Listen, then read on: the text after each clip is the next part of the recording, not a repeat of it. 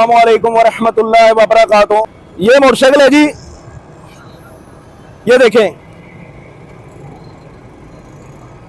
ये इसके 86 चालान है और इसकी अमाउंट बनी है 1,54,000।